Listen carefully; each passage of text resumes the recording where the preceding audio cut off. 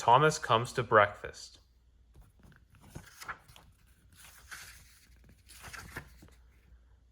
Thomas the tank engine has worked this branch line for many years and knows it very well. You know just where to stop, Thomas, laughs his driver. You could almost manage it without me. Thomas had become conceited. He didn't realize that his driver was joking. Later, he boasted to the others.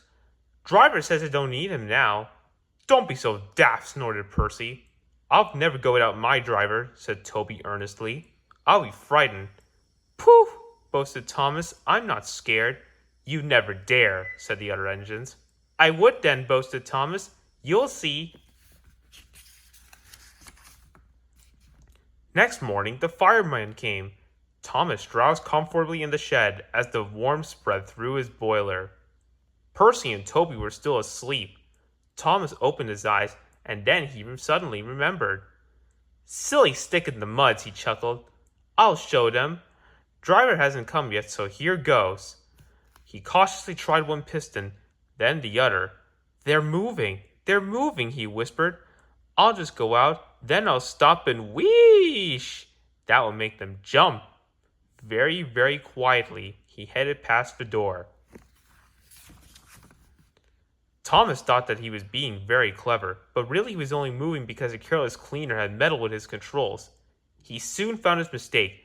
He tried to wheesh, but he couldn't. He tried to stop, but he couldn't. He just kept rolling along. The buffers will stop me, he thought hopefully, but the siding had no buffers. Thomas's wheels left the rails and crunched the tarmac. There was the station master's house. Thomas didn't dare to look at what was coming next. The station master and his family were about to have breakfast. Horrors, cried Thomas and shut his eyes. There was a crash. The house rocked and broken glass tinkled. Plaster peppered the plates. Thomas had collected the bush on his travels. He peered anxiously into the room through its leaves. He couldn't speak. The station master was furious. The station master's wife picked up her plate. You miserable engine, she scolded. Just look what you've done to our breakfast. Now I shall have to cook some more. She banged the door. More plaster fell. This time it fell on Thomas. Thomas felt depressed.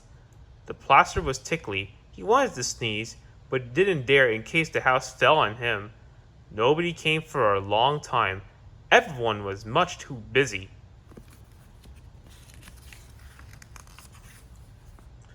At last, workmen propped up the house with strong poles and laid rails through the garden.